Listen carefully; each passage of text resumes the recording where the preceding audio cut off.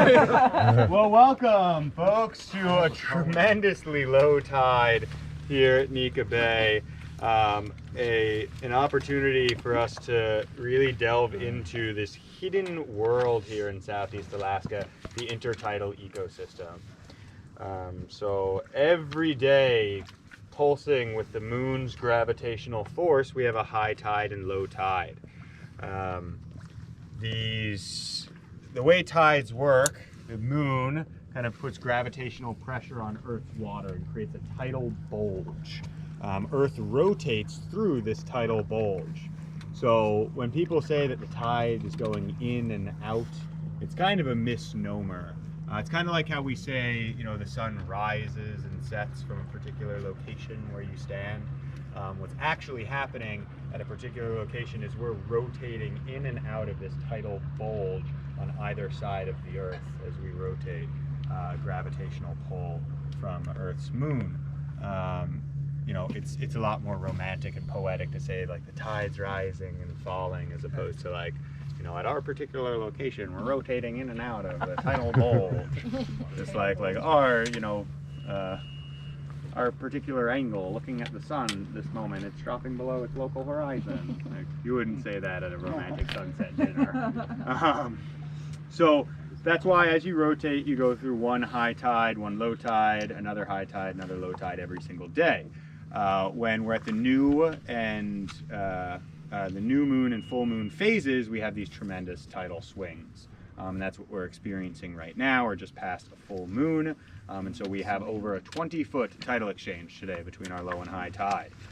This low tide is -4 feet below its average, exposing this hidden world. This is a harsh place to try and call home, and so these creatures fill these different niches to live in these kind of distinct zones. And this is like tide pooling and like getting down and taking pictures and feeling these critters is an amazing opportunity for us to let out our inner child. And so, large rock oh really? Yeah, where they kind of broke. Oh yeah. Big purple. Yeah. Green end up with a hole the size of a half a cup or 3/4 cup hole. Back the last couple of years. Yeah. So we're hopeful. I'm hopeful. Yeah, that thankfully hasn't made it up to Southeast Alaska, but it's been kind of a concern. So we are on an intertidal walk with UnCruise Adventures. It's a unique place. It's full of marine life, especially sea stars, as you'll see in this video.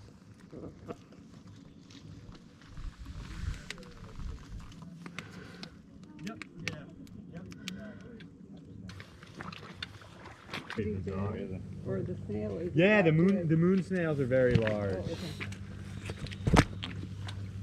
I haven't seen any of them, but they're definitely around, seeing their egg sac protection, seeing the hole where they run of the water. When they're exposed, they kind of just collapse into this gelatinous blob, and then when the water comes back up, they open up with all those feeding tentacles.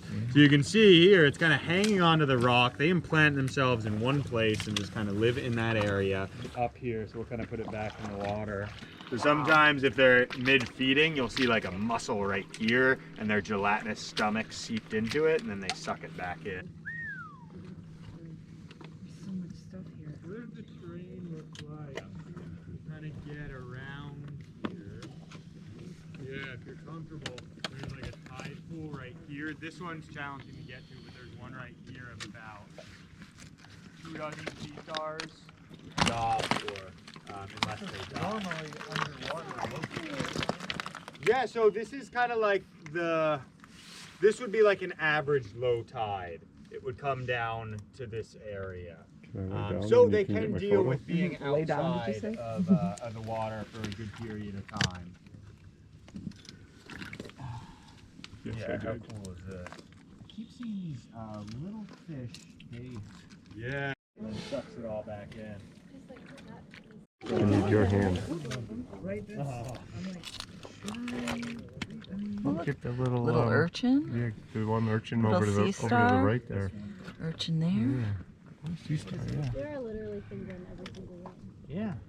It's a lot of these same sea stars. Oh, and a hermit crab. The little ones, yeah. Bunch of hermit crabs. Little ones right in there. Oh, I got. Well, yes and no, Bob. It was painful. Exciting in a memorable way, but. Alright, anybody not see the urchin shelter?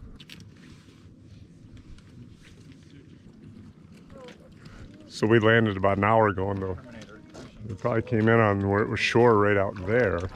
And you can see how fast moving the tide is in just over an hour. It's pushing us farther upland.